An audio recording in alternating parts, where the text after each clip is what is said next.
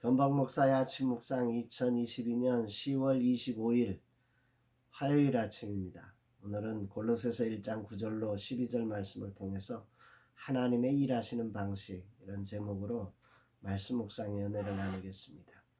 이제 다시 선교의 사역을 위해 출근하게 되었습니다. 오늘은 삶으로 있는 말씀 묵상이 있고 저녁에 와디프 2기 개척학교 발표회가 있습니다. 사역자의 가족을 모시고 그 앞에서 자신의 개척 로드맵을 발표하는 시간입니다.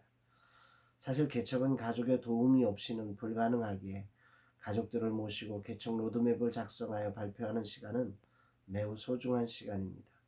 먼저 가족들과 함께 식사하고 나서 진행될 이 모든 시간에 성령님의 임재와 교통하심이 있기를 기도합니다. 이날 주님은 어떤 말씀으로 인도하실까? 오늘 본문의 시작은 바울이 골로새 교회의 상황을 듣고 그치지 않고 기도했다는 고백으로 시작하고 있습니다.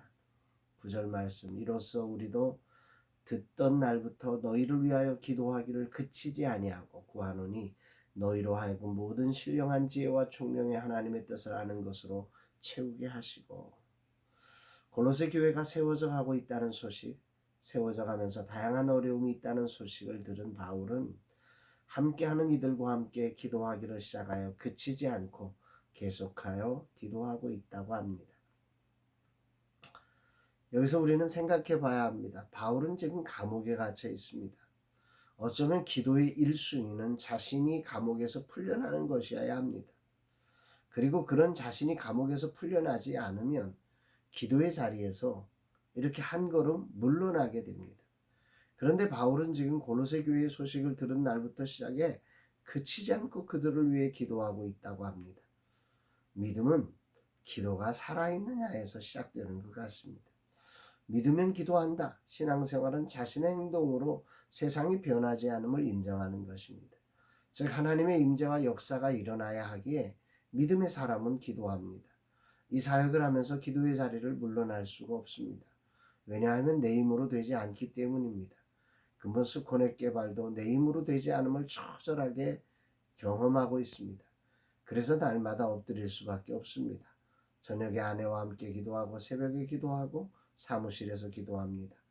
그런데 오늘 바울이 기도하는 첫 번째 기도 제목이 울림을 가지고 들려집니다. 모든 신령한 지혜와 총명에 하나님의 뜻을 아는 것으로 채우게 하시고, 한마디로 말하면 하나님의 뜻을 아는 지식을 구하고 있습니다. 메시지 성경은 이 부분을 이렇게 번역합니다. 하나님께서 일하시는 방법을 여러분이 완전히 이해할 수 있게 해달라고 간구했습니다. 하나님의 뜻을 아는 지식을 하나님께서 일하시는 방법이라고 유진 피터슨은 해석한 것입니다. 이것이 참 멋진 해석 같습니다. 살면서 하나님의 뜻을 이해한다는 것은 우리의 삶에 하나님이 일하시는 방법을 이해하는 것입니다.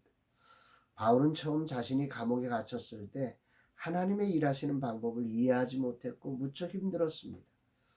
그런 아픔으로 기도하며 그는 하나님의 일하시는 방법을 알게 되었고 그 안에서 그는 감옥의 냄새를 내지 않으며 기쁨으로 감옥 생활을 통해 더 많은 소아시아 지역의 교회들을 편지로 섬기는 위대한 작품을 만들 수 있었던 것입니다.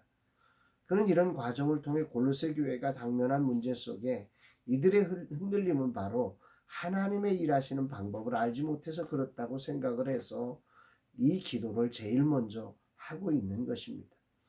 이 기도는 오늘 나에게 필요한 기도입니다.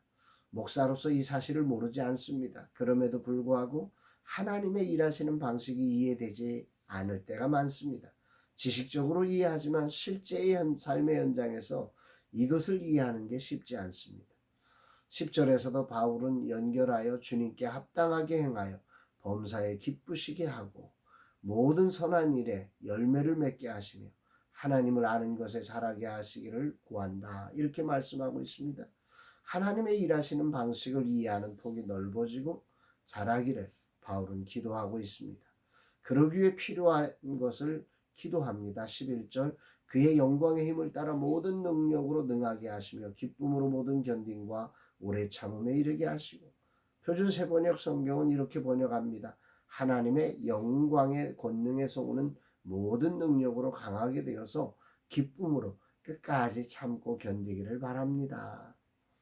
하나님이 허락하시는 능력으로 강하게 되어서 끝까지 참을 수 있도록 기도하는 바울의 기도는 정말 울림이 있습니다.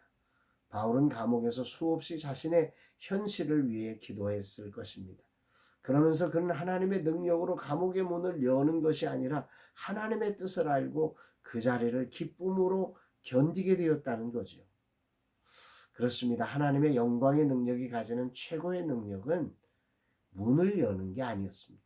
자신의 문제를 푸는 능력이 아니라 하나님의 일하시는 방식을 이해하고 오늘 자기에게 주어진 짐을 기쁨으로 견디게 하는 것이라는 거죠. 할렐루야, 아멘입니다. 오늘 저에게 꼭 필요한 부분입니다. 바울은 이 사실을 알고 그렇게 기도해 주고 있습니다.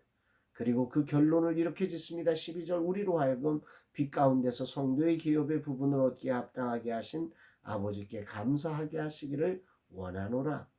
우리로 강하게 하여 기쁨으로 주어진 흔들림의 짐을 감당하게 할 뿐 아니라 그 상황 속에서 성도들이 받을 상속의 목을 차지할 자격을 주신 하나님께 감사하게 되기를 기도하고 있습니다. 오늘 나의 기도 내용과 바울의 기도 내용을 비교해 봅니다. 날마다 쉬지 않고 작은 교회와 함께하는 후원자들을 위해 저도 기도합니다. 그러나 나의 기도는 바울과 다름을 자백합니다. 진실로 내가 기도하는 것이 여전히 세상적이란 사실을 자백하게 됩니다. 주님, 이 종을 붙잡아 주소서. 여전히 영원한 세계를 구하지 않고 당장의 현실에 갇혀 세상 냄새를 풀풀 내고 있는 저의 약함을 불쌍히 여기소서.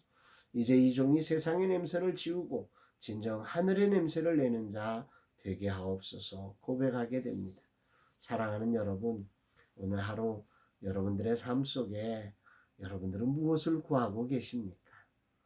정말로 하나님의 일하시는 방식이 궁금하고 그 뜻을 알고 또 그분이 우리에게 주신 하나님의 자녀로서의 이 정말 놀라운 축복을 감사하며 오늘을 살아가고 있습니까?